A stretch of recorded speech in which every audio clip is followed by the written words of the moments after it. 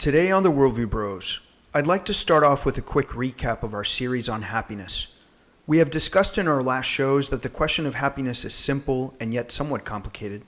We all agree that happiness or ultimate joy is evidently the goal of everyone. We all ultimately do everything for the good or for what we think is good, and that by aiming at what is best of all, we will somehow reach our fulfillment, our ultimate happiness. As Peter Kraft says, people will seek to be rich for the sake of happiness, but no one seeks happiness in order to be rich.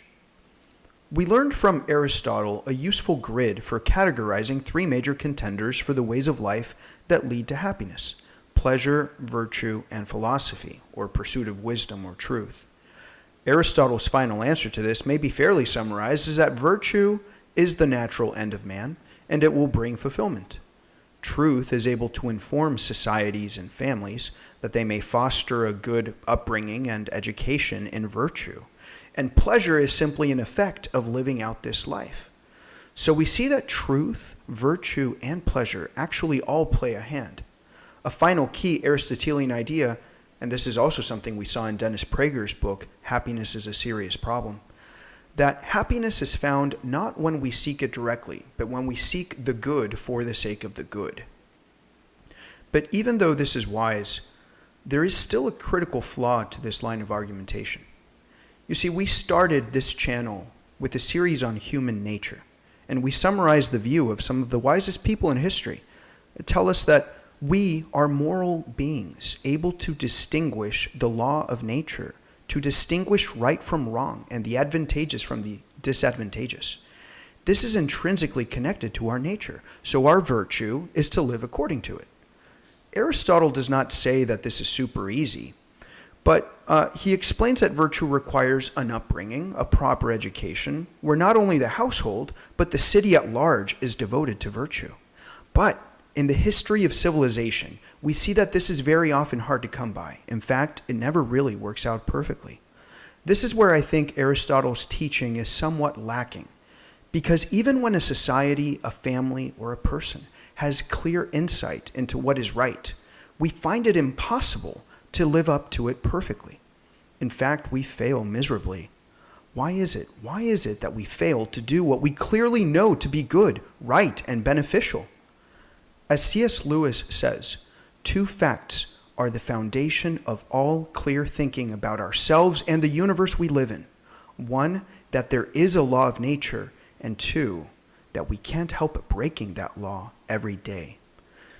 Today on the Worldview Bros, we explore what the wisest man in all of history tells us is the final word on happiness. We explore the Sermon on the Mount. Don't miss it.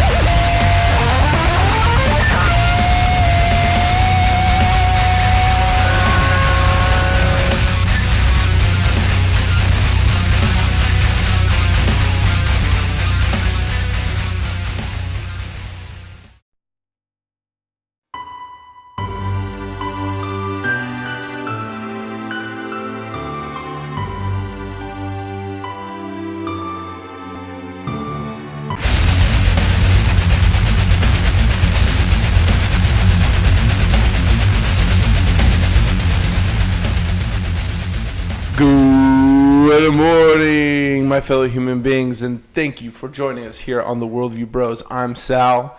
This is my brother Jim, a.k.a. Slippin' Jimmy, a.k.a. Butterbeard, a.k.a. Jedi Master, a.k.a. Jimmy Gogo Buff, Jim, how you doing? I'm doing great. You did forget a Dukenator. The Dukenator. I like that. Yeah, you are the Dukenator. I know. I mean, my go-to is Ryu. Sometimes I go with Ken.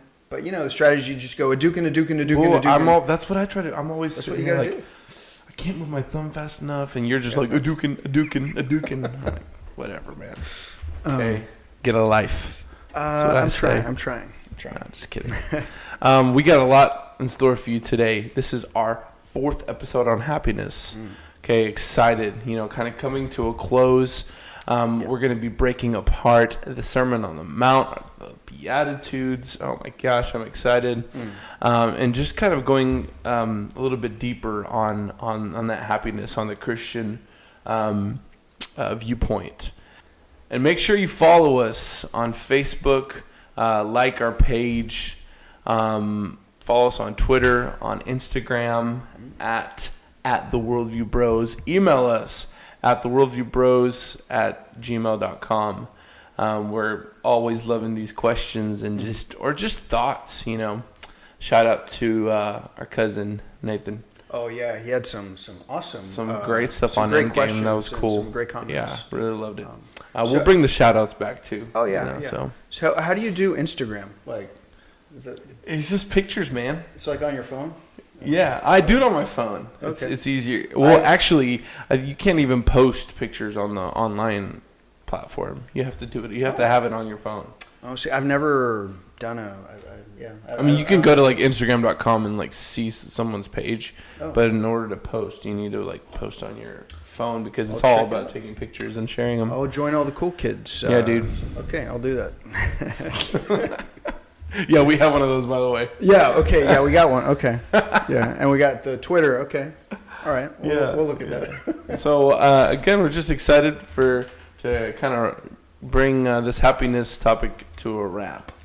Yeah. So talking about the Beatitudes today, and, so far our conversation has been just very broad. And, that you guys know that I love Aristotle and all these other philosophers we've seen.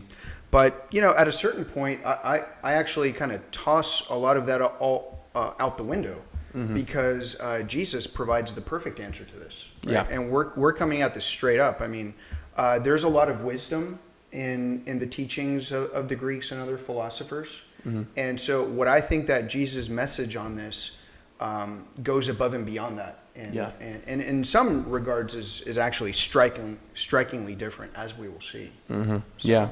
I think it's interesting too because I think Jesus he's seen as a just love and the way he loved and his sacrifice and kind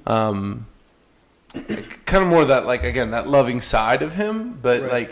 I guess people don't really think or at least I feel like his wisdom and just the fact that he was a teacher. Right. And how just smart he was too. I mean, obviously he's divine and perfect in every regard. But still, that's something to talk about his wisdom and the way he talked. And you see it in the Sermon on the Mount. Absolutely, the best sermon ever preached in the history of everything. Yeah, no, it's incredible. Yeah. And I think it's cool to kind of. Before we kind of get into it and reading about it, I think it's important to kind of talk about how the world sees happiness again, and how the way Peter Kraft kind of puts it, he talks about these ingredients. He talks about the ingredients of happiness, and the way he puts it is if we were to put it like as a poll for Americans, and some of the top things would be maybe something like wealth or freedom of pain, success, self-esteem, justice, sex, winning, that winning to the wanting to be on top all the time. Honor. Or life, like living a healthy, long life. Right. And those are, I guess you could say, our culture shows that those are some key ingredients. And I think something that's going to be really, really cool when we're breaking down these Beatitudes is, what does Jesus say? What's that? how does he turn those things in like in a full spin and give them back in the sense like, well, this is how you live a counterculture life. This is how you're happy, you know? Yeah. So I it'll be interesting to kind of break it down that way and see. And I really like how Craif does that. Yeah. You know, and he talks about how blessedness, you know, is kind of what we're trying to work towards. Yeah. You know. No, right. And so like my point too is that it is incredibly countercultural. Yeah. So and even thinkers that I really love will say would be shocked by the Christian teaching, right? So like what's the epitome of a Christian character? Like the first thing you think of, well, you know, Jesus says turn the other cheek. That you need to be a humble person. You need to be a meek person. Yeah. Right. You explain that to an ancient Roman, an ancient Greek, or something like that. They're going to look at you funny, like, and not just an American person, but I'm saying almost anybody in history would say, well, that seems odd. I mean, in order to be happy, you need glory, you need honor, you need success. Right. Okay. The Christian message, if anybody is new to it, is very strange. Is that fair? Yeah, that definitely. It is outrageous, almost. It's outrageous in many senses. Yeah, and you're going to see it, you know, absolutely, in these Beatitudes. But then when we delve deeper, we kind of see the wisdom and the goodness of it. And I think that's what we'll see. And the freedom in it. That's right. Yeah, I'm excited.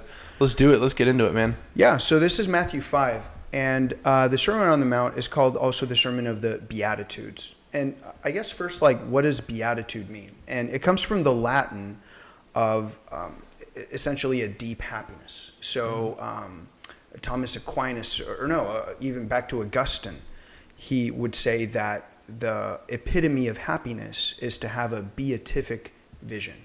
That is to say, to be in communion with God, to be able to behold truth face to face. That's actually not unlike what Aristotle says about Aristotle goes on in the last book of the Nicomachean Ethics. He actually says that the maximum amount of happiness that you can have is to behold truth. To behold truth face to face. That actually is what the Christian message is. Right, exactly. Ultimate fulfillment is to behold truth face to face. Which is funny because, like, you think of the word happiness, it means nothing of that, you know. Hap coming from, you know, chance coming from... No, that's true. Yeah, the word of happiness is like happenstance, right? Yeah. Like luck. It's like you kind of luck into a good situation. A totally subjective thing rather than the objective of like truth. That's right. Yeah. Now, and I'm not like an expert in the Greek or anything. Right. You investigate this a little bit, and for instance, the word blessed, as we're going to see in a minute, the word blessed, the Greek there is makarios. And makarios has a meaning of a deep fulfillment. And now, look, in fairness, like I don't think that when people say happiness, they usually automatically think this just contentment. Right. But exactly. Yeah. Everybody kind of does have this idea that happiness does kind of mean like, do you mean like ultimate happiness or maybe like joy? You know. Right. Exactly. When I have discussions with people, like people are aware of this. You know. Yeah. Anyway, let's jump into this. Yeah, let's do it. So, Matthew 5. Seeing the crowds, he went up on the mountain, and when he sat down, his disciples came to him. And he opened his mouth and taught them, saying, Blessed are the poor in spirit, for theirs is the kingdom of heaven. Blessed are those who mourn, for they shall be comforted. Blessed are the meek, for they shall inherit the earth.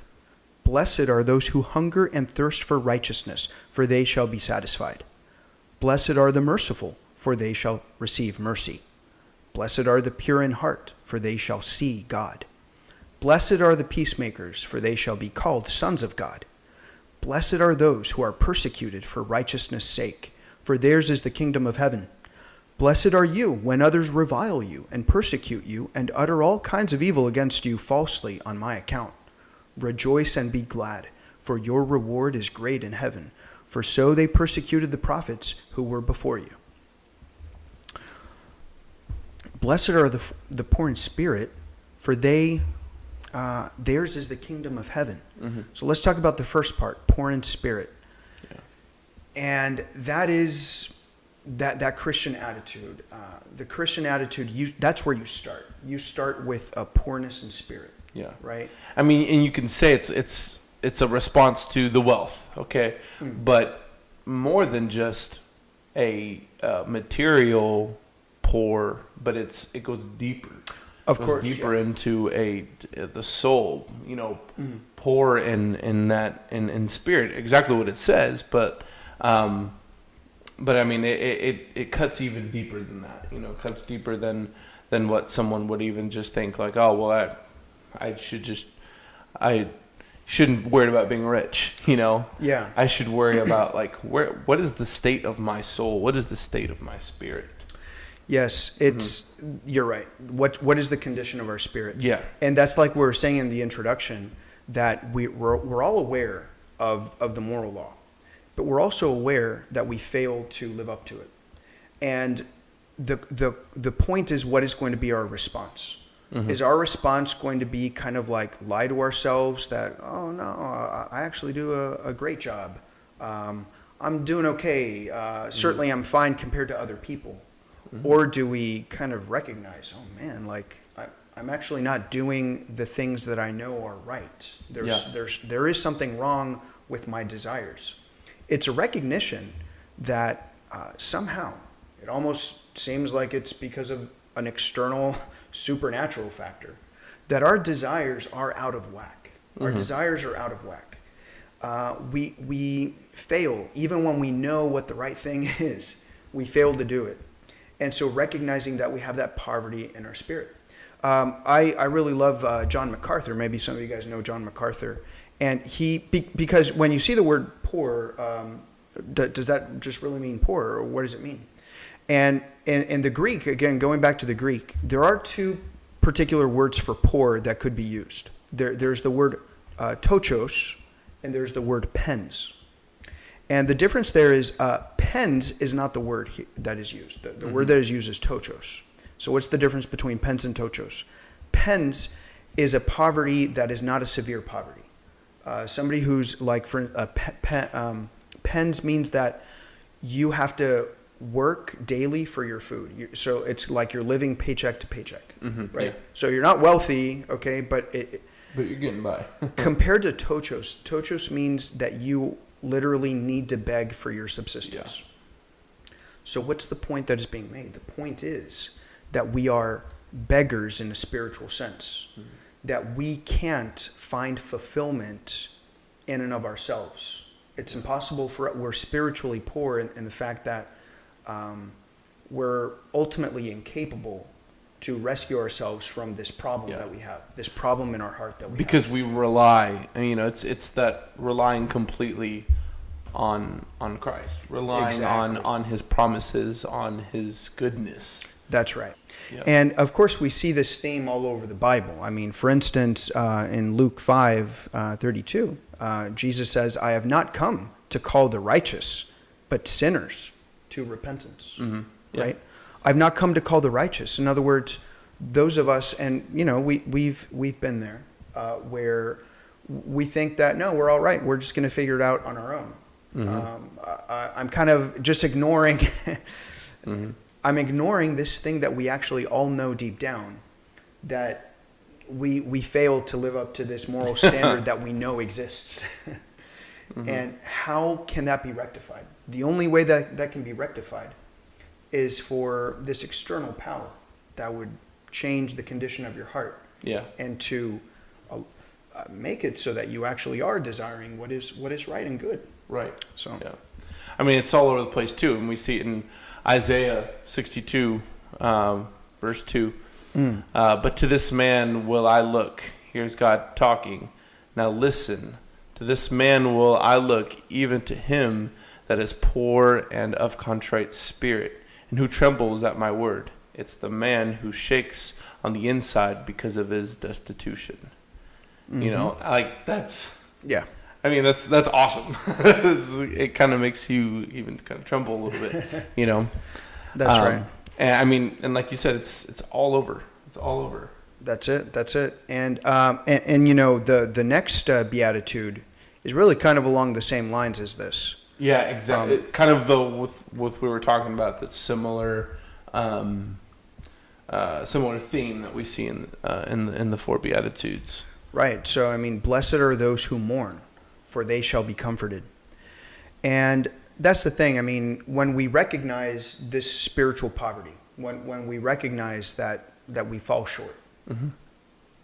then what's the appropriate response? Is the appropriate response, oh, just get over it? No, the appropriate response is actually to mourn about it. Mm-hmm. We mourn. We want to mourn when we fail, when we sin, when we fail our brothers and sisters. I mean, when we do something wrong. Right. To mourn after your sin, that's repentance. That's the beginning of repentance. And again, going back to like the opposite way, the way our culture sees it, and the way like Kraft puts it is Kraft is freedom, that freedom of pain. You know, you would think that like, okay, well, to be happy, that means not having any pain. That means not having any suffering. Right. You know, not mourning. You know, but like Christ tells us, blessed are those who mourn. Blessed are those who, I think in a way it shows like this, like a reflectiveness too. Mm-hmm. You know, when you mourn, there's a reflection, mm-hmm. you know, and there's that, I guess that breaking down. We say, Christ, like, bring me to my knees, mm-hmm. that I can turn to you in this horrible time where I'm mourning. And you're going to turn it into something better. You're going to pick me up. Yeah. You know, because who would we rather be picked up by? Christ. Yeah. Not the things that we have, not the things, you know, not this seeking of freedom through the material, you know. Absolutely. I think also, like, to clarify, you're right to bring this up. Like, how is it that this is like somehow leading us to a happiness? Mm-hmm. And here's the point. Actually, I think that we can make a very useful comparison with what Aristotle says. Aristotle is a very wise guy. Mm-hmm. And there is a similarity here, actually. So both Aristotle and Plato are famous for making this point, that those who are wisest are those who know that they are not wise at all. Right? Yeah. Those who are wisest are those who know that they don't know stuff. Yeah. A lot of people think that just means, because there's like no truth or something like that. No, that's not the point. It's you are farthest away from knowing the truth of something if you have this arrogance in your heart that you keep lying to yourself that you know the truth about things. Yeah, exactly. Right? The first step to having perfect knowledge is to recognizing your deficiency. Yeah. Because then you can approach it the right way, at least. Yeah. You know? But if you're stuck in this arrogance, if you're stuck in this pride, you're lost. Mm-hmm. And you actually will end up being miserable. Mm-hmm. Okay? Now, how is it different here?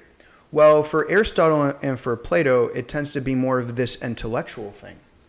But Jesus is telling us that it's not simply an intellectual thing. It's also a willful thing. It's also a condition of the heart.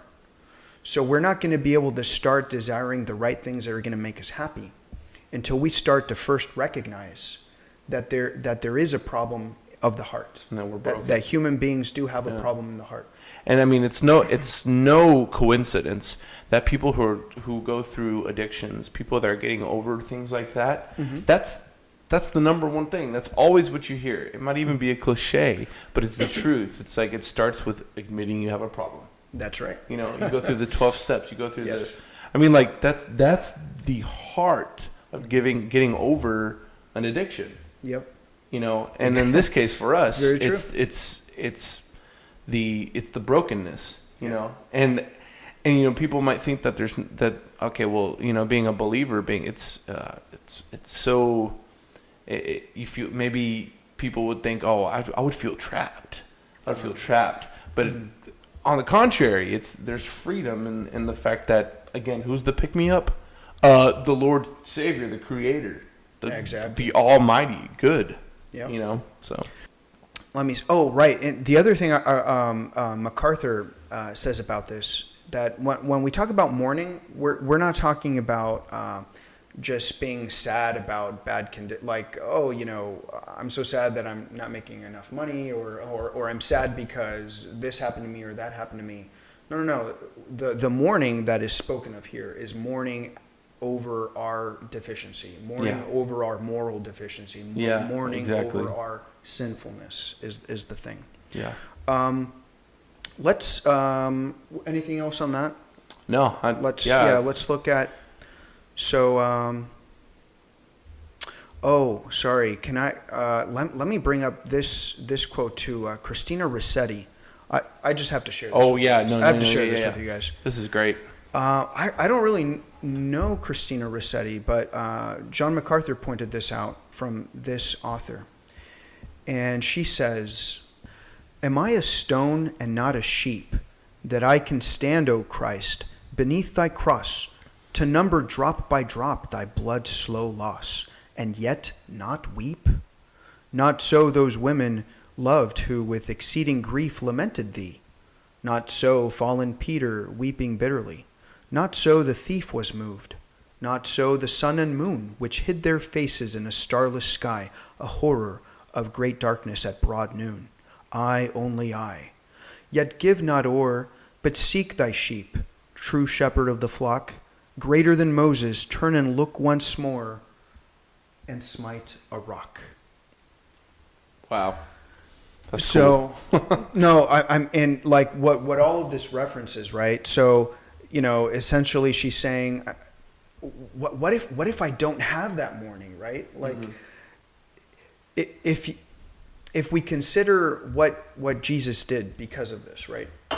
That he is giving up his life, that he is killed by committing no harm whatsoever. On the contrary, by living a perfect life. Yeah. What does a perfect life deserve? Oh man, a perfect life deserves all glory, all honor, all happiness, right? Yeah. But for God himself to lay down his life because he's giving his life as a ransom for us. Yeah. Right. And for us not to be astounded by that, like for us not to weep by that, to mourn our sin because such a great thing is done on behalf of our sin.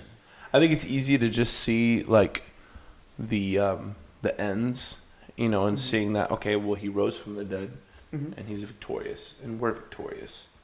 But I think it is important. I think that's why, like, when it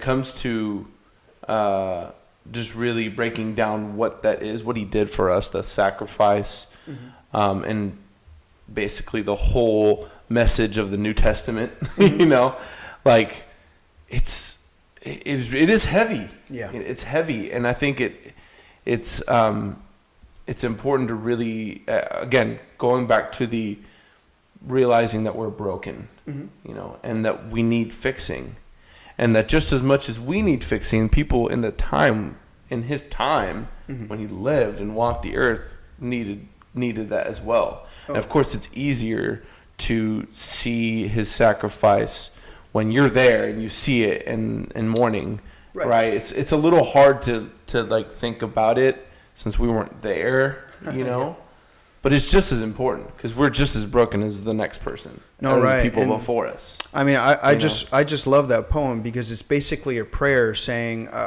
just like Moses struck the rock and made water pour out of it. Strike my heart that tears may flow. Did you see The Passion of the Christ? I did once. It's been a while, actually. Yeah. I thought when you think about it, you're like, okay, it's a movie. It's a film, and that seems weird.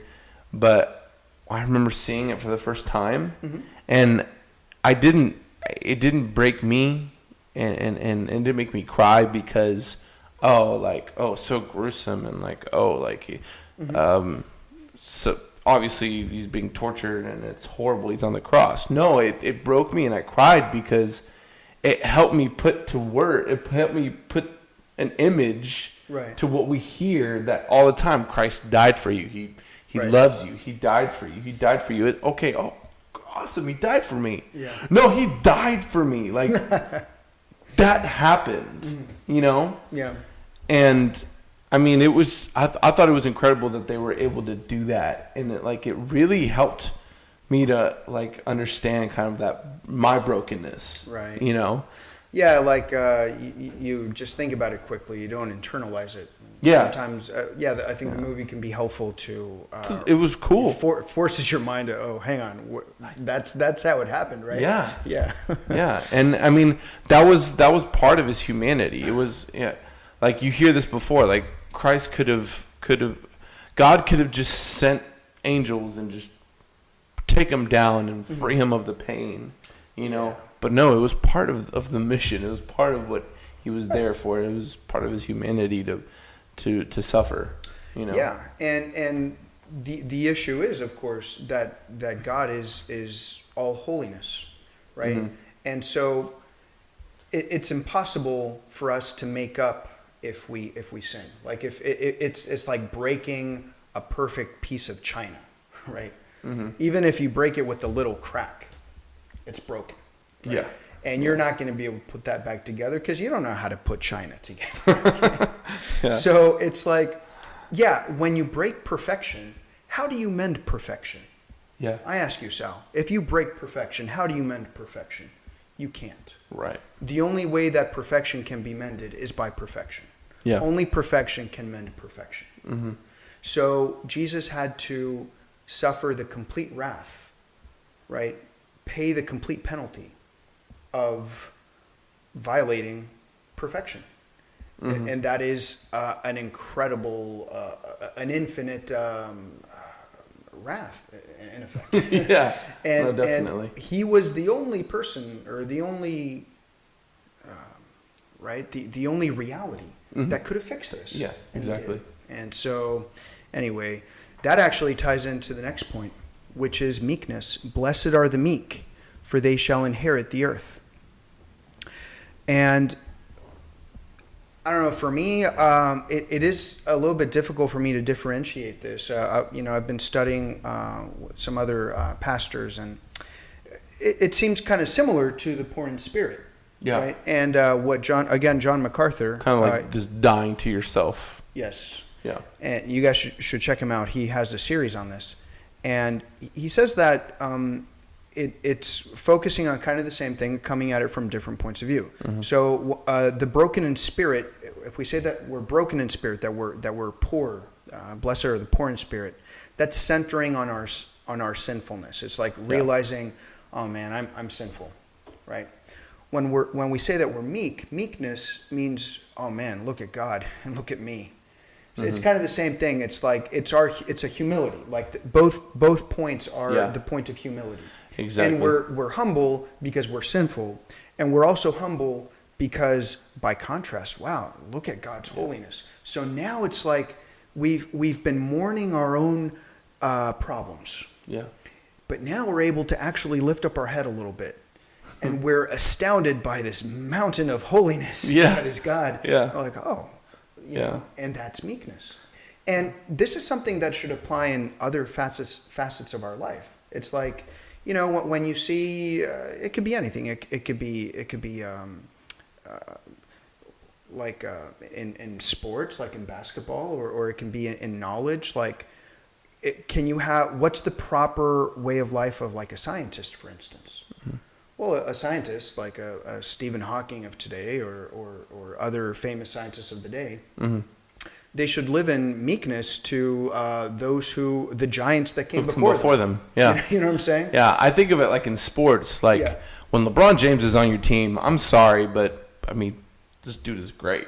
Yeah. Like you have to accept the fact that he's going to run the team. It's going to be his way. That's right. You know, in all facets of the game. And you're more effective if you realize that, and you work for the team that way. And you do your role. Yeah. I'm happy that you mentioned humility because James Tolley, he says in his book over the Beatitudes, the meek Christian accepts God's dealings with him as always for his good. And so when we see the goodness within our hearts, that was the quote. The meek Christian accepts God's dealings with him as always for his good. And And so then when we see this goodness within our hearts, then it's easier to see the meekness. When we, when we see the goodness in our hearts and what God has done for us, it's easier to kind of be like, okay, whoa, like you give me identity. You are great, and I rely on you, kind of back to like, he kind of owns that. He has like ownership of our hearts, of our souls. Yes. And I think that kind of leads, and it ties to happiness in that sense of like a hopeful person, a happy person or a hopeful person. It gives us hope for like, okay, God, he's got us, And so a hopeful person, I think, is a meek person. And a meek person is a submissive person, which in turn is a happy person. Yeah. And so submission to God, being meek or having that submission, maybe like you get it mistaken for weakness. Yes, I know. Yes. But rather it's more like a humility and a reverence of like we are less. And so you don't think of yourself you don't think less of yourself, but you think of yourself less. Absolutely. To connect it to what we've also been saying, like all of these, not to try to paraphrase this even more beautiful than it already is, right? Mm-hmm. But they're all kind of describing the spiritual wisdom. So for instance, and you were like connecting it back to Peter Kraft as well. Mm-hmm. The meek are in opposition to the what? To the proud, to those who seek glory. Right? Yeah, and success. So those who are seeking glory and success, what are they trying to do? They're trying to conquer the world. What does Jesus promise? He says, "Blessed are the meek, for they shall inherit the earth." Yeah. So, you're right. The meek doesn't mean, like the nervous people, the shy people. Right. No, when I'm inappropriately shy, because that's something that I am. Geeks, the nerds. That's Craig talks about that. That's right. I mean, no, that is a deficiency of mine. Yeah. Absolutely. No, when we're talking about meek, it is looking at knowing your place, actually, being wise, knowing how you compare, for instance, to perfection, which is God's. So you are always meek because you always have this picture of perfection that is given to us by God. Yeah. And so you know yourself appropriately. You're not, how shall we say, you're not confused. You don't have delusions of grandeur, okay, that you're able to live life independently, that you're able to be your own savior, that you're able to conquer the world on your own, that you're able to give life meaning on your own, okay, recognizing that all meaning, that all goodness comes from God. And so having a clear mind about that. And I think some of the best example of people that I know in my life that I see and like know are like meek, are people that maybe to others look like they're clueless. Have you ever thought of that? Like I've because they don't have a quick answer. Yeah, right? or they don't understand this world, the real world, and how hard this real world is. Oh, you have it easy, or that kind of mindset, you know. And it's like, I'm sorry, but you're wrong. Like I think a lot of times those people that people kind of think that way of are the meek people, or the people that see this world for what it really is and are able to see the unseen world a lot better than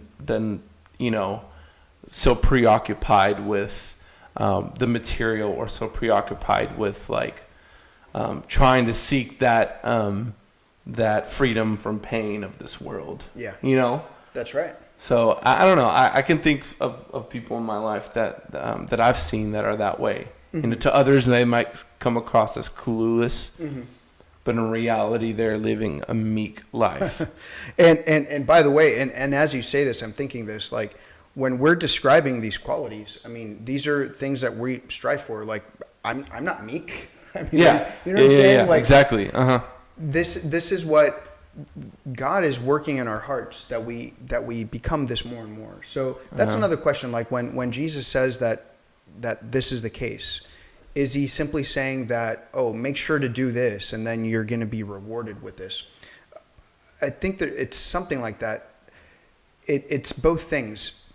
He's actually describing a reality that he's working out in our hearts. Yeah. He's He's working on when we approach God with humility and with repentance and with this mourning, He's going to keep working in our hearts that we become this more and more as we strive to imitate Him.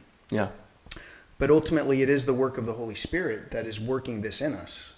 And but as long as we have our old sinful nature, as long as we live in this world, we're always going to struggle with this, and we're always going to fall short of this. Yeah. But we put our trust in Him that He will make us into this image more and more as we live on, and as we live in faith, holding His hand, essentially, letting Him do this for us. Yeah, and the more we do that, the less these Beatitudes are outrageous, because they just spell out our identity and who we are, our nature, our human nature. That's right. And like, God knows us better than anybody, you know, and it's like, it's like giving the answers to a test. It's like a review, you know what I mean? Yeah, you give all the answers, and it's like here you go. Like, it's like, I see the Beatitudes as like God saying, like, I know you, and I got you, and look, here. It's spelled out right here, and it's not a matter of like saying, well, you need to. This you got to show weakness, or these show weakness, and this is not really the true way to be happy. People that are thinking that are, in turn, I think those are the clueless people. You know what I mean? No, and that's a great point, Sal, because we start off by saying, wow, the Christian message is outrageous. We don't actually mean that. Yeah. When we say that, we say it's seemingly outrageous. It's seemingly outrageous. And actually, again, I think it's a useful illustration with Aristotle. It's seemingly outrageous when he says that the wisest are those who know that they don't know anything. Yeah. You scratch your head, like, what do you mean exactly? But then once you understand what he means, it's like, oh, no, it totally makes sense. And that's what this is. Jesus is giving spiritual wisdom to us. He's offering spiritual wisdom. And the only way we're going to have spiritual wisdom is by taking hold of Him. Yeah. Right? It's like Proverbs says, the beginning of wisdom is the fearing of God. Yeah. The fearing of God means like the respect of God, like you behold God and you see His amazing power, His amazing holiness, and knowing your place. Yeah, definitely. One more before our little break, guys. We should do the next beatitude. Blessed are they who hunger and thirst after righteousness, for they shall be filled. Yeah. So this is like one of my favorites. If I can have a favorite, this is like, I think meek. But it comes close for me. Like, I love. It's all tied together. It's all tied together. But this is one of my favorites. Blessed are they who hunger and thirst after righteousness, for they shall be filled. Right, and I think it follows naturally from the meekness. Like MacArthur was saying, meekness is, hey, you're looking at God. It's like, whoa. And after all this sadness, after all the tears, you start to now you're hungry. Yeah. Now you're hungry for true righteousness. Yeah. It's like, I was misled the whole time. I thought that I had the power in my own hands.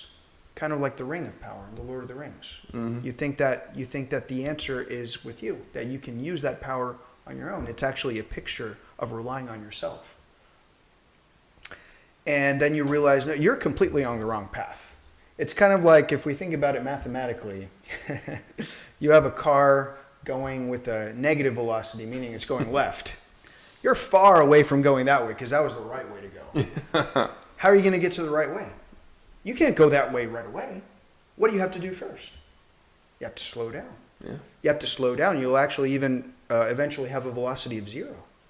And only once you have that velocity of 0 and you turn around and you see the way ahead, oh man, now I can't wait to get to where I'm right. Exactly. Yeah. Now I can start going. Okay? Now we're starting to come alive. We're coming alive with the correct desire, because God has transformed actually our heart. That we start desiring the right thing. We can only get that with God. Yeah. And we start desiring true holiness. And what does He promise? Blessed are those who hunger and thirst after righteousness, for they shall be what? They shall be filled. They shall be filled. We started the whole discussion with happiness. that, oh man, what's happiness? Is it virtue? Is it pleasure? You know, ultimately happiness is that our soul desires something. Yeah. And our soul keeps desiring. And we keep desiring the good. It's like, oh man, I thought that was the good. Oh no, okay, I move over here. And what's your soul? Your soul is restless. What does Augustine say? My soul is restless.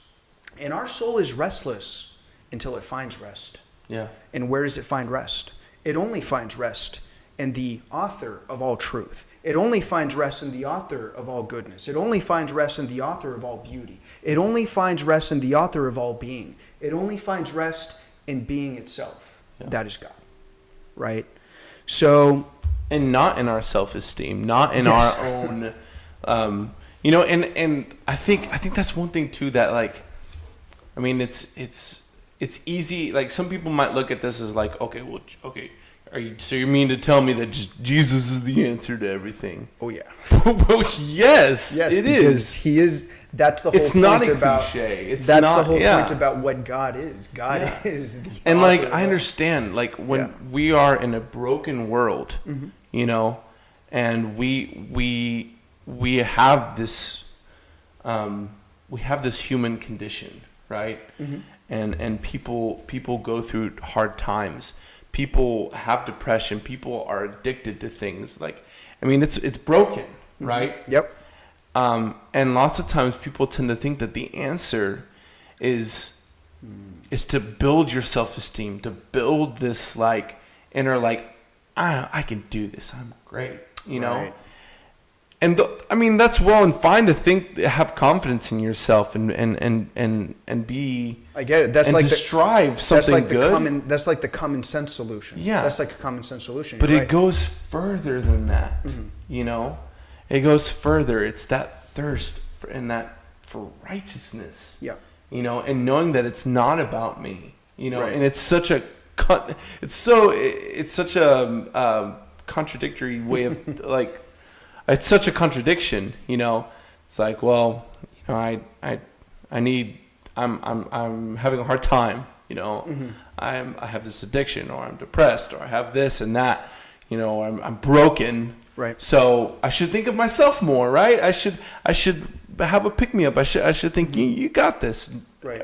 Rather than but the actual answer is, let me think of myself less and let me think of this creator. Yeah. This one who has given his life for me. You're right. That is Jesus' message. Yeah. The answer to our problem, to our brokenness. You're absolutely right. So you hit the nail on the head. The answer is not just more self-esteem. No. What Jesus is telling us is that I understand that you are broken.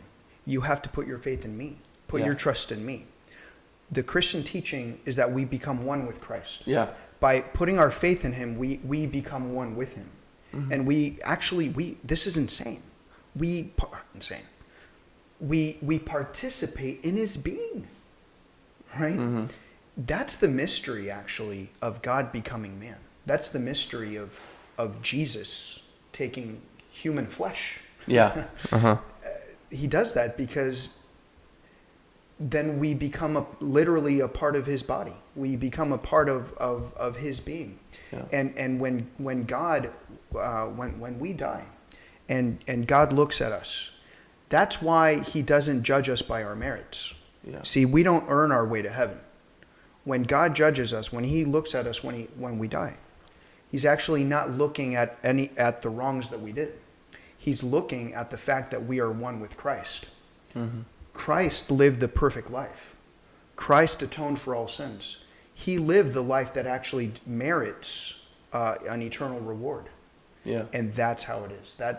That is why salvation is by faith. Salvation is by faith, by putting our trust in Jesus, and we are grabbing hold of him. Yeah. We're grabbing hold of him. Yeah, and it's crazy how, like, at what point does it finally get to where you see there was a man named Jesus. Mm. He lived on this earth and he died and he rose. And are you going to make the choice? Do you believe that? Do you believe that there was a man that came and walked this earth and did all these miracles, you know, and died on that cross, you know, because history tells us that he was here. Yeah. You know? No, so right. at what point in the conversation are you, do you make the choice? It's like, yes, I believe that he was here. I believe that he's Christ.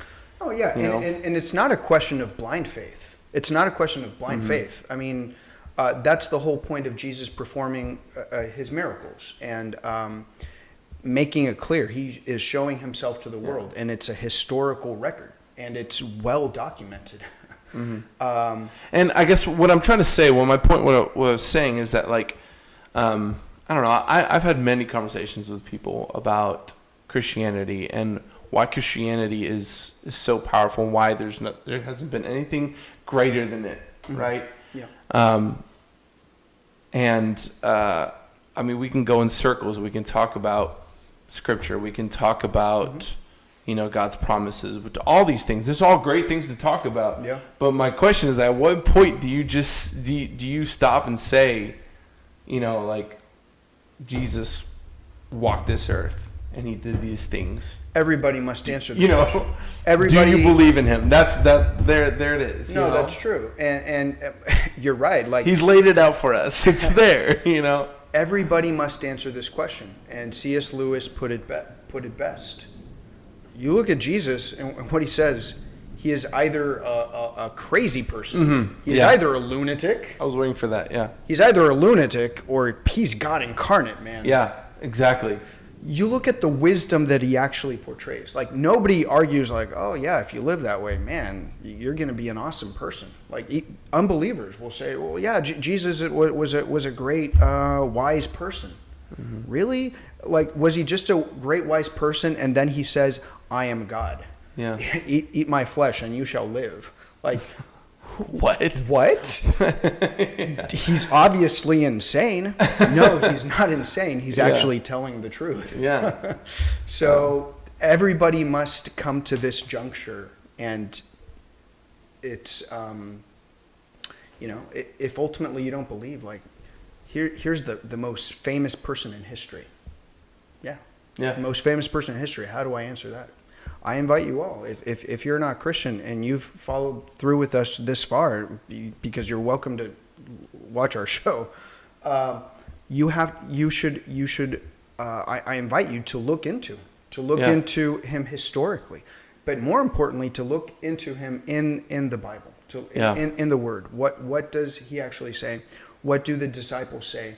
And how is it that the disciples, you know, Peter famously died crucified upside down, right? Paul beheaded. Why would they do that if they knew that it was a lie? Yeah. Right. And like, kind of going back into this hunger and this thirst. Yeah. You know, I love how you know, Pascal says that there's three different kinds of people. And he says that there are those who seek God and have found him, and they are wise and happy. There are those who seek God and have not found him, and those are wise and unhappy. And those who do not seek God and do not find him, and these people are unwise and unhappy. And that might sound kind of harsh. But I think it sheds light in the fact that this hunger and this thirst makes all the difference. It makes all the difference in an eternal life and those promises that he gives, you know? Right. And it's like, I think this is why maybe it's kind of one of our favorite ones, because it's like we've talked about that longing. We've talked about that, you know, it's when there's something missing and you're looking for that happiness, the truth. Yeah. There it is. That longing is that hunger, that thirst, you know. No, this is where I think Augustine is just so great. Like, you know, in his in the Confessions, the way he starts, like the first few pages of the Confessions just blows my mind every time. That there's this echoing desire in our soul, right? Yeah. And you know, every desire that we have, like we always see there's a solution for it, right? Like we have a natural desire for food. Well, yeah, there is food, and you can satisfy that hunger. Yeah. You have a desire for you get tired and you desire to sleep. Well, you can do that, right? Yeah. But we all have this Pascal, hole in our heart that we keep trying to fill. We have this desire, this ultimate desire. Well, yes, of course, there's a fulfillment for it. Of course, there's a fulfillment for it, and it is a fulfillment that we actually don't find in this world. Yeah. Because it's not something it's not a material thing that can fill this. Yeah. It is a spiritual reality that must fill it. Yeah. And so that's what Jesus is saying that he is. Just to end this here, Jeremiah 2:13.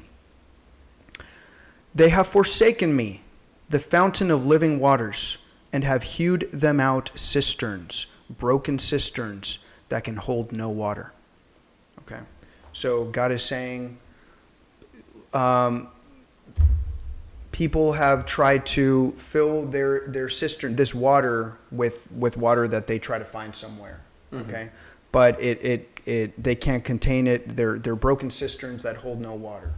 Well, right, God is the living water. God is the living water. You must come to him for that ultimate fulfillment. You're not going to find that fulfillment in this world. You're not finding that true bread in this world. Yeah. No, but God is the true bread and the true living water. Yeah. And that we must, happiness is actually ultimately to behold him, to have him. Yeah. He is our happiness. Mm-hmm. He is our happiness because he is, like I said, the author of all good, the author of all beauty, because he is all good. He is all beauty. He is all being. Yeah. So.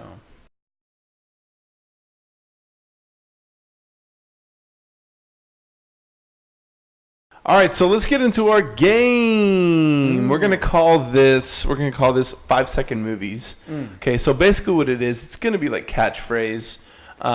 We have our bowls here with our movies that we have written down, but we tried our best to not think about like preconceived clues as to how to get you. But basically what I'm gonna do is we'll take turns of us drawing, and we'll have 5 seconds on the clock to say anything but the title, and we also cannot do actors. You cannot say name of actors. Oh, right. What about characters? Can you name the characters in the movie? Yeah. I think that's allowed. That seems like cheating. We'll make it interesting. I don't know. We'll see. No characters, actors? No characters. Okay, no characters or actors. So you can describe the character, how they look. Obi-Wan Kenobi, you're my only hope. Yeah. So we can describe the characters or actors, but remember we have 5 seconds. So. Okay. All right. So we'll do 5 seconds first. Maybe then we'll do 3 too. I don't know. Maybe. Okay. Let's see. Let's start with 5. Do we have a timing mechanism? Oh gosh. Do we have the timing mechanism? I have it right here. Okay. All right. So let's see. Let's find. Should we do timer or stopwatch? Timer. Yeah. 5 seconds. 0. That'll be fast. 5 seconds. Here we go. You ready? Okay, so who's describing first?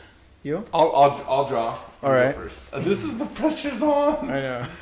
After the 5 seconds, you can't say anything else. So you just do your guess. But the 5 seconds start. The 5 seconds is for you then. Exactly, but what I'm saying is that after 5 seconds, I can't say anything else, and you're just gonna guess. Yeah. Okay. And the 5 seconds start not when it's as soon as I open the paper and look right at it. Oh, okay. Okay. So you want me to hit it? Yeah. Okay. Okay. So ready. Mm-hmm.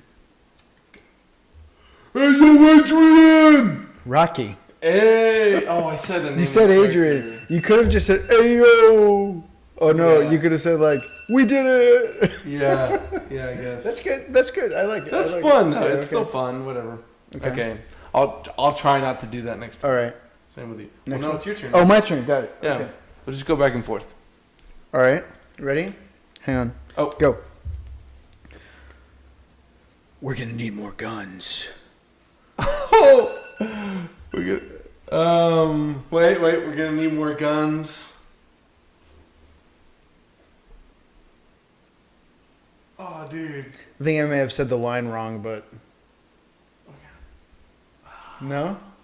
No. The Matrix. Oh man, yes, definitely. I was like, we're gonna need guns, more of them, or I don't know, something like that, right? Dang. Yeah. You loser. I know I'm a loser. Okay, here we go. I'm next. Ready? Wait, once I look at it, go. That's your mom's name too? That's probably not the line. Batman versus Superman. That's definitely not the line, but like that's just what I decided to say. Very nice. I don't hate you anymore because your mom's name is Martha. Okay, are you ready for me? Hang on, I'll tell you when to go. Okay. Go. Here's looking at you, kid. Oh my gosh, Jim, what? Oh, come on. Here's looking at you, kid. He's looking at you, kid. Here's looking at you, kid. No, it's more like, here's looking at you, kid. That's it. Dude, come on. You don't know movies. Angels on the Outfield? Oh, Sal, tell me it isn't so. What is it? Here's looking at you, kid. Casablanca. Oh, dude. I've seen Casablanca once in my life with you. These are things people, you need to know these things. You need to know these things. All right. Okay, I'm losing right now. Here we go. You ready? Yeah. Go. Are you not entertained? Gladiator. Nice. I was about to do those. My name is Maximus Gluteus Maximus. Blah, blah, blah, blah, Maximus. But I was like, oh, I can't say names. Very good. Very good. But I had to go, so I did the classic. Are you not entertained? Yeah, no, that's great. I think I have that one there somewhere, so I'll just skip it if I get that. Ready, set, go. Too easy. I see dead people.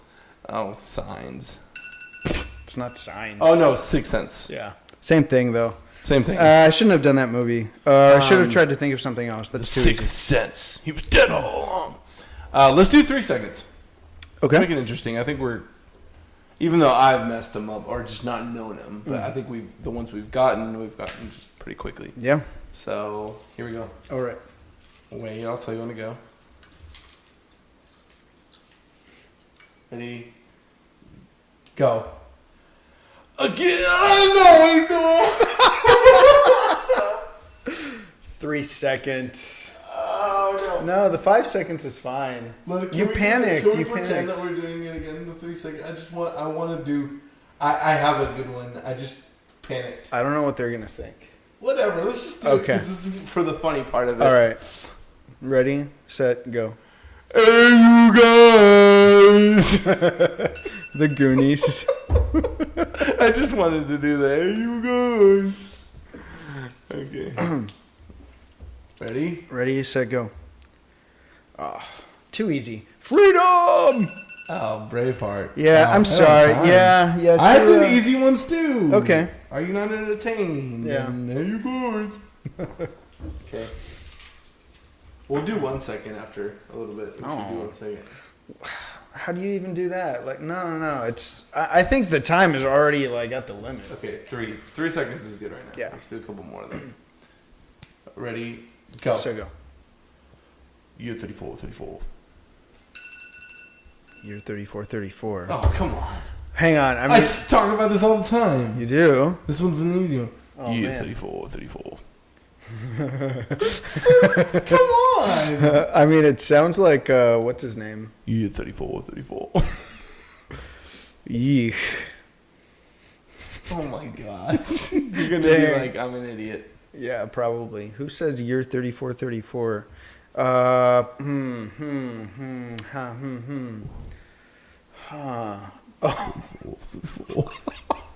Dude, okay, yeah, so you're doing Gandalf. Yes. Lord of the Rings. That's your go-to, him being in the Gondor library? Just because like, I'm trying to make this interesting. I know, but you sounded like a gladiator guy.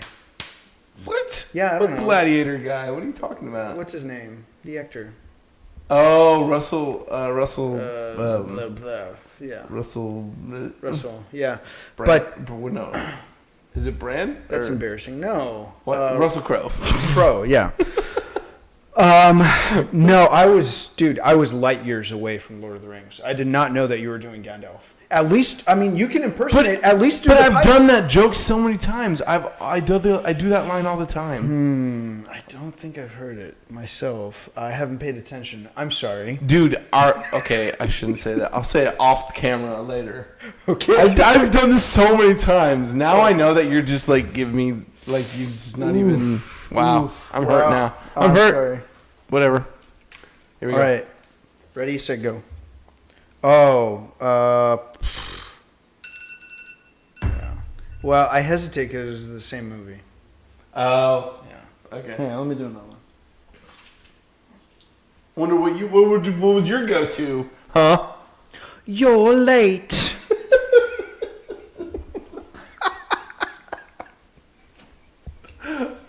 Are you ready? Yeah. Okay, ready, set, go. Oh no, we already did Rocky. See, we put up. We're brothers. Ready? I saw it. What the heck, dude? Yeah, like what accidentally. Was it, too? It was Wally. It was a good one, but okay, hang on. Let me grab. All right, ready, set, go. Oh, yeah, it's a basketball. Dude, we're doing all the same movies. Space Jam is up in here for me. What the heck? Okay, ready? Yeah. Go. Schulhaus. Megamind. Yeah, let's keep going. I have something here I really want to get to. Okay. I hope you're entertained. Are you not entertained? Ready? Yeah. Kevin likes chocolate. Kevin likes chocolate. Oh, Up. I've seen it like a million times now. My son, Up. Okay, here we go. Ready? Oh, wait. Oh. Ready, Freddy, So go. Seedless. Watermelons. Get your watermelon. Popsicles. High strung. I have high strung in my bucket. Oh, I put one there. I don't think so. What does he say? Lips? I don't think so. Yeah. For the few of you who have actually seen High Strung, upon our recommendation. We talked about it already on this show, too. Ready, set, go. Oh, wait. Yeah, go. Oh.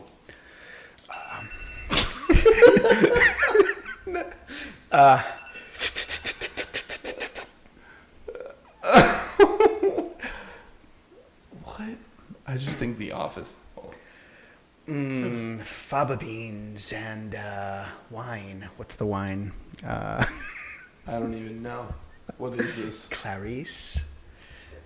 I would like some faba beans, Clarice. What is this? What else can I say? The Aristocrats. I don't know. Aristocats. No, it's Silence of the Lambs. Science of... I haven't even seen that. You haven't seen that? I haven't seen Silence of the Classic. Lambs. Classic. Okay, here we go. Oh. Ready, set, go. Space Jam. Nah. Ready, set, go. Go. Yeah. Whoa! Okay. Your 3 seconds are not working. Oh, I know that. It's, what's it called? The Greatest Show. The Greatest Showman. Showman. Okay, let's do one more each. Okay. You do one more and I'll do one more. Ready, set, and go. Oh my god. See, I just want to think of something funny. Okay. Just do it anyways. Okay. Wow, I already failed. Swear to me!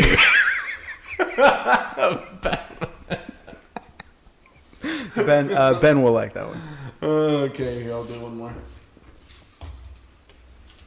Ready? Ready, Freddy. Set, go. You're doing it, Peter! That was a great one. Yeah. Wait, it's called. It's just called. Gosh. It's called Hook. Yeah. Peter Pan. Oh, I love that. That's one of my favorite lines. You're doing it, Peter. You're doing it, Peter. Oh no. That's when he's pretending to eat the food, right? Yeah. Or when he's flying. No, eating the food. When the food. Yeah.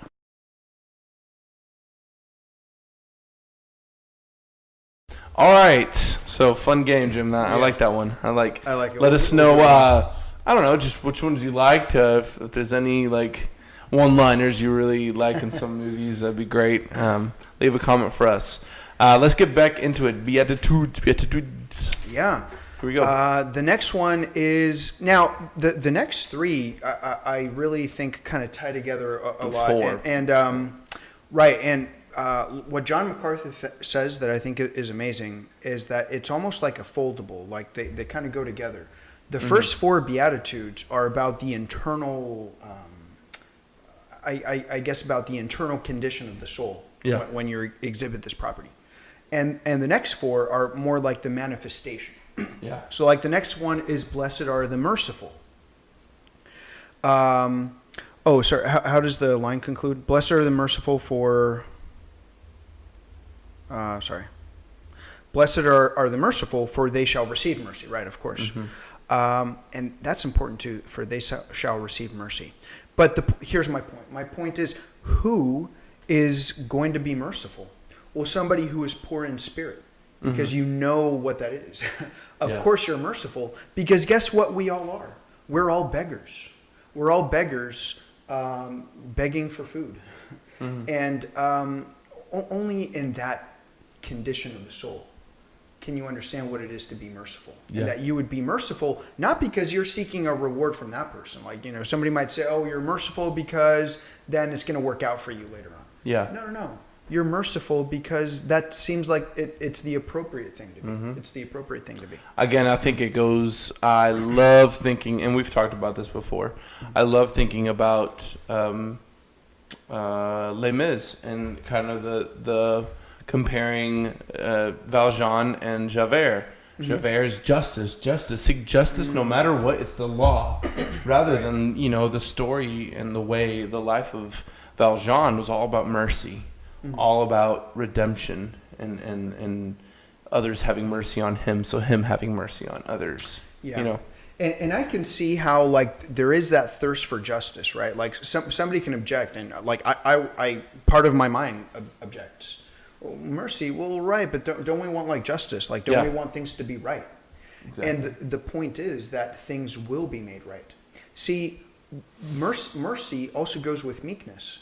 That you're actually not the appropriate person to rectify things. Yeah. Those of you without sin should cast the first stone. Does that make sense? Yeah. That's why we live this life of meekness, because we recognize our spiritual poverty. Yeah. That doesn't mean that we're lackadaisical about the right thing. Like justice will be done, and justice will be done.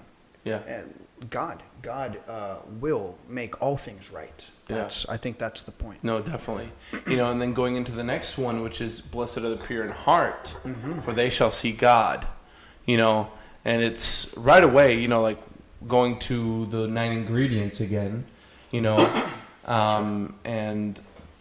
kind of the opposite being this seeking sex, or how Crave puts it in a way of, he says, looking for this mystical transcending of the ego, and kind of this perversion of sex and perversion of, obviously the impure. No, to clarify your point, you're not saying that desires are intrinsically wrong. Like sex, obviously, is not. It's a beautiful thing. No, of course, but it's turned into this. Yeah, and I think the reason you go to sex right away is because it's like the most obvious of pleasures, right? Yeah. Like we would say the same thing about food.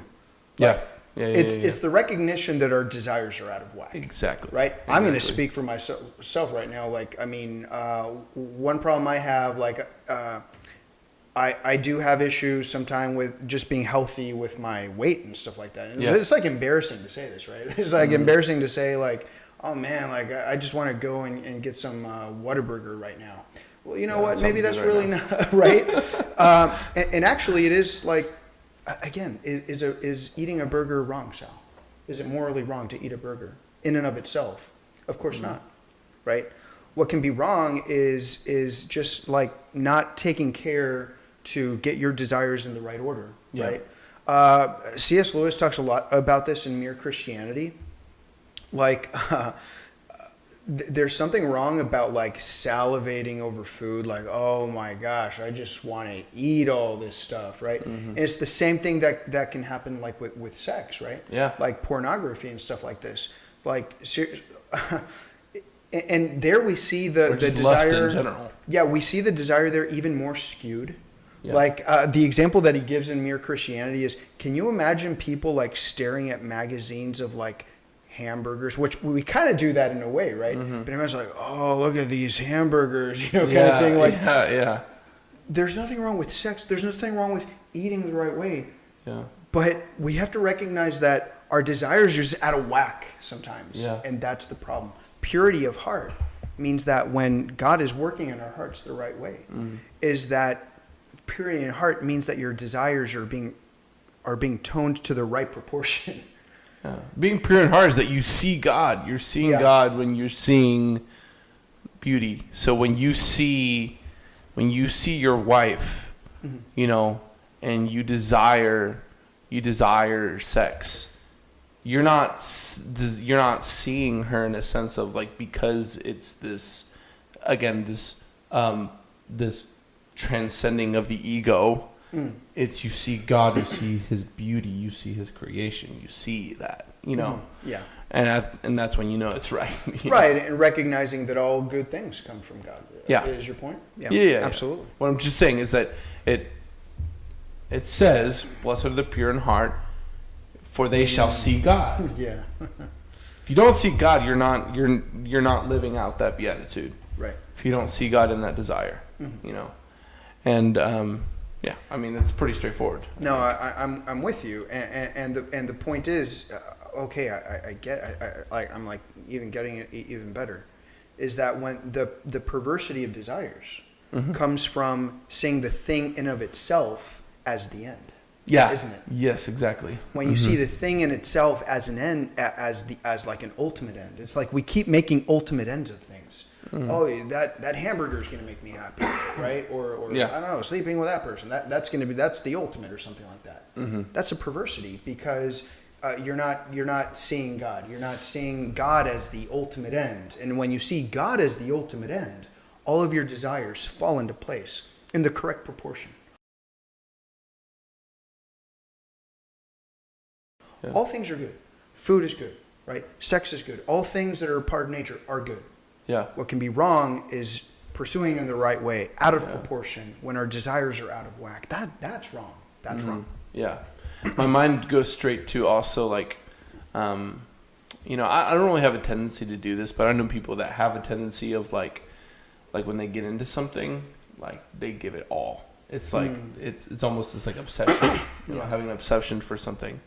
And lots of times when you have that mindset, it's hard. I mean, the end doesn't really necessarily have God in it, in the sights. Yeah. Because it's a lot of it is about fulfilling that like obsession and that need to like know everything about that one thing, Oh man, I have a lot that I want to talk about that, but for another time. Save it for another time. So we move on into blessed are the peacemakers. Yes. For that ends with blessed are the peacemakers, for they shall be called sons of God. Yeah. No, absolutely. We see again. It's a manifestation of those internal realities already. So being merciful is a manifestation of the spiritual condition. Yeah. Being pure in heart, same thing. Yeah. And also here as well, the peacemakers. Of course. Those who are meek don't go off just starting wars, because they're not trying to establish themselves as conquerors. I mean, they're not trying to impose their reality on things. They're seeking peace. They're seeking peace. Yeah. So. And blessed are the peacemakers, as opposed to blessed are those who seek to seek glory, seek winning, you know. Right, and cause all kind of strife in their wake. Yeah, yeah. I think this one really does tie as well to the next, which is blessed are those who are persecuted for righteous sake, for theirs is the kingdom of heaven, you know. And I think that ties a little bit to honor, you know. And, you know, so it's like we want to seek honor. We want to, like, this world tells us to seek glory, to seek honor, to feel good about yourself, to feel appreciated. And so we seek that honor from whom? We seek it from the world. Exactly. We seek it from others. We think that that's going to fulfill us. Yeah, yeah. What's the greatest honor we should seek? You know, we should seek honor from God, as it were. Like, in other words, seeking God's approval, not seeking the approval of men. Exactly. Right? Yeah. And I think that's part of it is being a peacemaker. Part of it is being okay with the persecution, being okay with being not necessarily being the one that gets your hands dirty. That's kind of the opposite of what we want. It's more of like being okay to turn the other cheek, being okay with I guess seemingly looking like you're a fool. Does that make sense? Like, cause I think lots of time, I think that's part of being a peacemaker. It's part of the persecution, you know? Yeah. No, we started looking at the Beatitudes by saying that, wow, Jesus' teaching is kind of strange and outrageous. Yeah. And that's a seeming thing, right? For looking on the outside. And once you delve into God's grace, you recognize that all of this is the right way to live. Because he seemingly looked like a fool and a crazy man to other people. And the point is that by and large, the world is not okay with that. Yeah. And Christians are persecuted. Yeah. That's what happened to the disciples. That's what happened to the early church. It happens to the church even today. I know that, for instance, in America, we're exceedingly blessed that we don't really have the same kind of problems that you have, for instance, the church in China. The church in China is persecuted. The church in the Middle East, persecuted. It's like, I find it amazing that the church even still tries to... They still stand up and they try to make it work out because they are being persecuted. And that's a sad reality, but it is in fact a reality. And God says that it will in fact be the case. Yeah. You see, God doesn't say that follow me and you're going to have peace and felicity and everything is going to be rosy and peachy here on earth. On the contrary, He is the end of all your desire. And where do we find the end of all desire? Actually not on earth. Actually not on earth. We're kind of like fish out of water here. We are pilgrims, right? We are visitors. We see this a lot in we're the outsiders. Yeah, we see this a lot in Tolkien's stories. This is where I kind of made aware of this, and C.S. Lewis as well. Yeah. So that's a beautiful thing, and it is in fact the case. God does not promise that you're going to have your best life now. Nope. You will have in a sense you will. You're not going to have your best life of just prosperity and easy living and just pleasure. No. But ultimate fulfillment.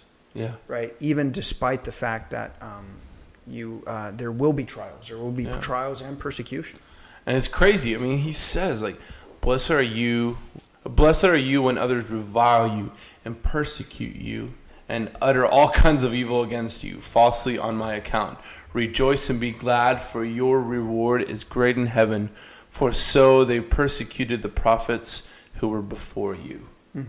I mean, like, I don't know. There's lots of times in the Bible, in Scripture, when you read it, it's like how does that not like ring in your heart and your soul? How does that not shake you to the bone? You know, and we're speaking to ourselves. Yeah, and this is huge. I mean, like that such a great promise, such a great. That's just encouraging to me. I mean, obviously, it's scary. Yeah. It's scary, the thought of being persecuted, of course, of having being reviled. No, and that's why evil that's why I'm me. in awe of the church in the Middle East, the church in China. Would I do that? Like, would I actually stand up for my faith if my life were on the line? I don't know. I pray that I would. Yeah. And I mean, it goes back to one of my likes was "Need to Breathe." And I sang that song today actually at a banquet, and encouraging other people to kind of think of this way, and thinking of in this wasteland that we're living, all it takes is just a crack in the door filled with light, and you see that light, and it's and there's hope, there's hope for that. Like even though there's persecution, yes, like what's the ends? The ends is eternal life with Him. Oh my gosh, free from all those things. Yeah. I don't know. I just think that's it's encouraging. For me also, like just one other thought, like thinking back to what Peter Kraft was also saying about the Beatitudes, is what also goes with this is Christians would be persecuted because the world at large can't really handle the zeal that the Christian has, right? Yeah. Like they can tolerate, people will tolerate you if like, oh, you kind of do your thing, but just don't be too obnoxious about it. Like don't be in people's faces about it. Like why are you so worked up about this? and what does God say? If you are lukewarm, I'm going to spit you out of my mouth. If you are lukewarm, I'm going to spit you out of my mouth. Yeah. Right. When God works in your heart, it goes back to that hunger, right? That hunger for God. Yeah. Yes. You can't just have. Here's the point. You can't just live a Christian life just halfway. Like, oh, I'm gonna meet Christianity halfway. Yeah. I'm gonna meet the world halfway. Let's be reasonable about this, okay? Either the claims of Jesus Christ are true or they're not. Yeah. And if they're true, it's all in. And if they're not, peace out. Yeah. You know what I'm saying? Yeah. If you're poor in spirit, you're being persecuted. If you're meek, then you're hungry. You're searching for that. Yep. You're acting on that longing. If you're a peacemaker, you're pure in heart. I mean, it's all together. Yeah. It's everything. It's one package. It's not halfway. You can't be poor in spirit and then not expect to be persecuted. No, that's right. Yeah, this is all one package. Yeah. Exactly. So, I think this is just, I think this is the final word. This is the final word on happiness. This is, and it actually incorporates. The buck stops here. The buck stops here. Yeah.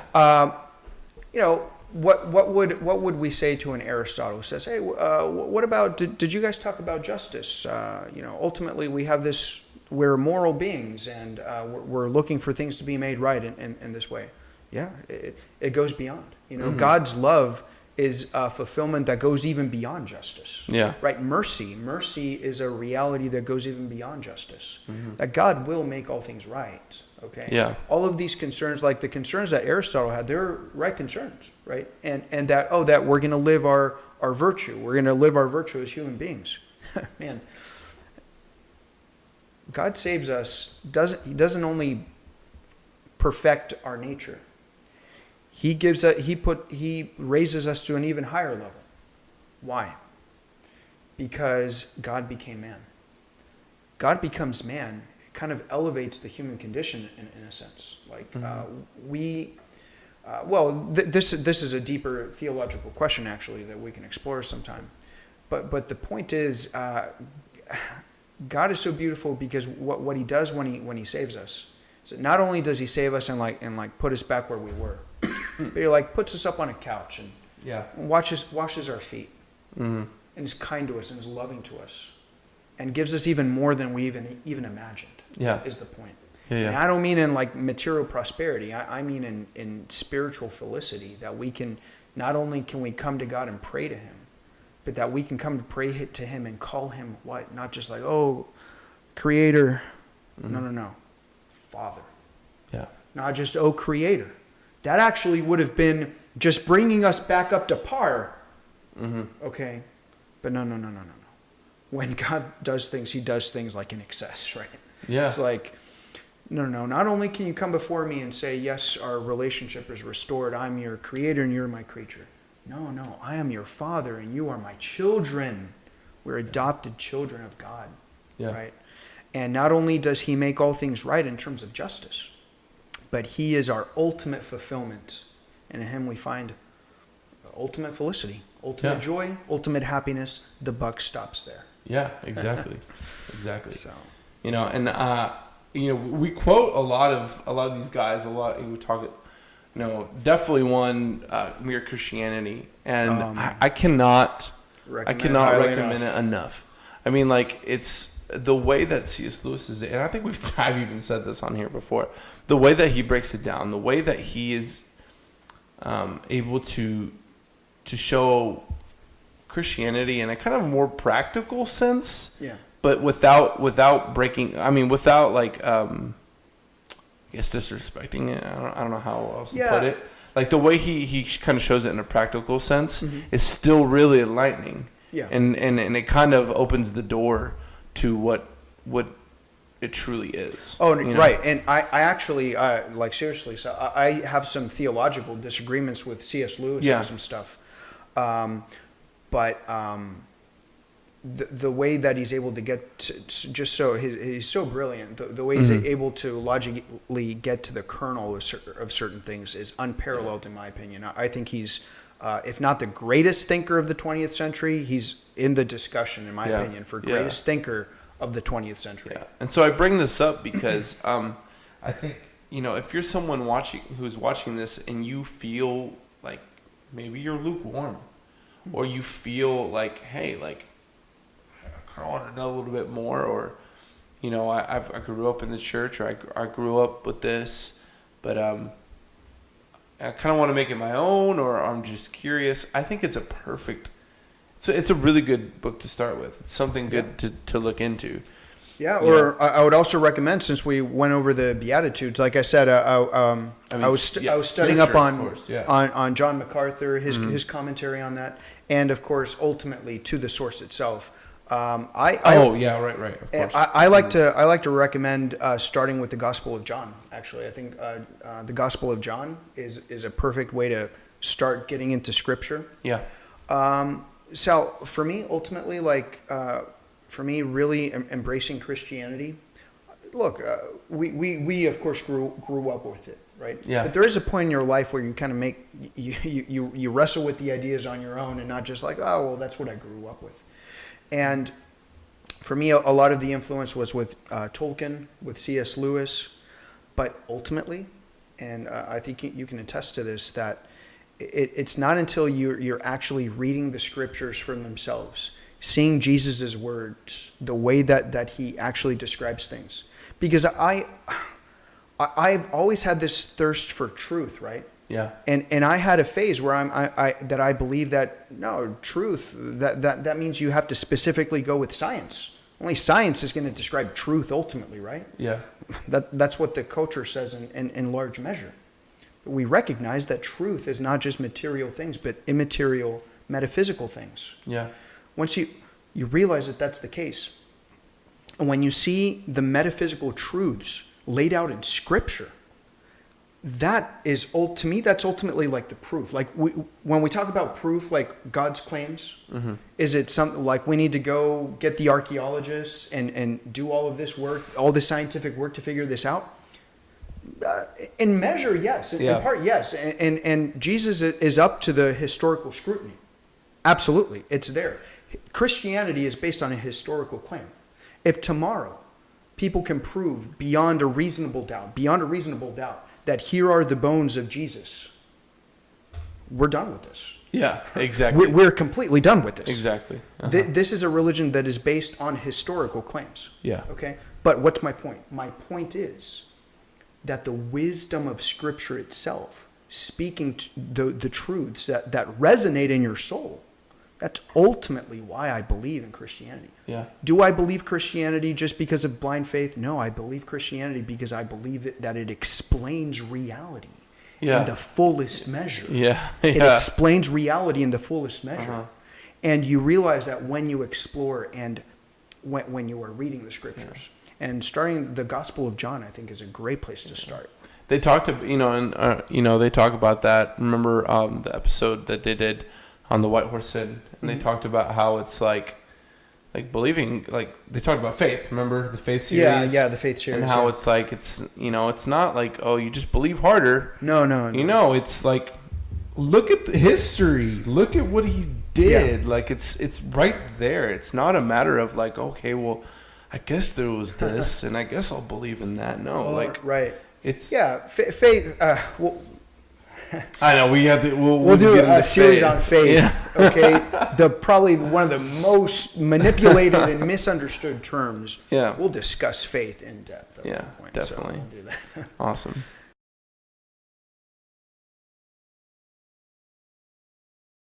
All right. Well, I think that's a wrap for us today on happiness.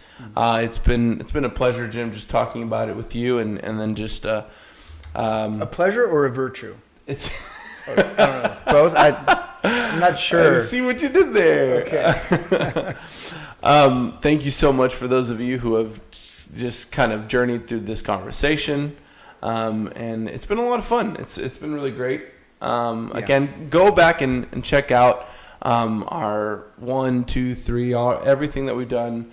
Anything from the roadmap to just talking about happiness, breaking it down. Yeah. We've had some other fun ones. Go check out our Endgame episode, our NBA playoffs episode. Our series on human nature, which actually serves as a lot of good background, I think, for this. Exactly, yeah. And we have ideas for some of our next series, but if you guys have some ideas for us. And we've gotten some ideas already and definitely looking over those.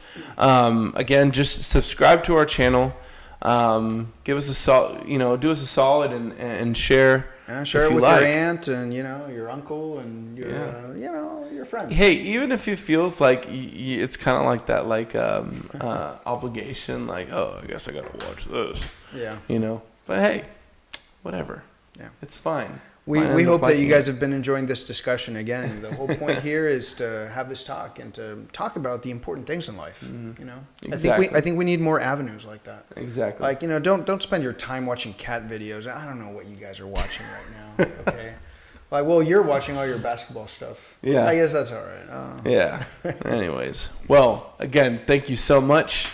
Tune in next time to the Worldview Bros. See you guys.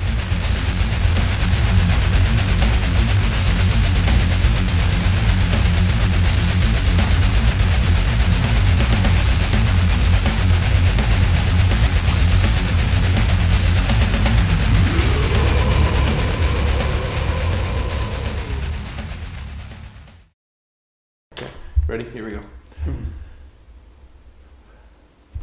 Good morning, my fellow human beings. How are you?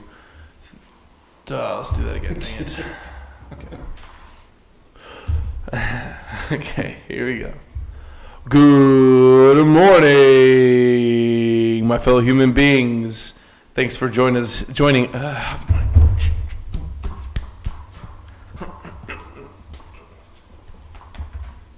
Okay, here we go.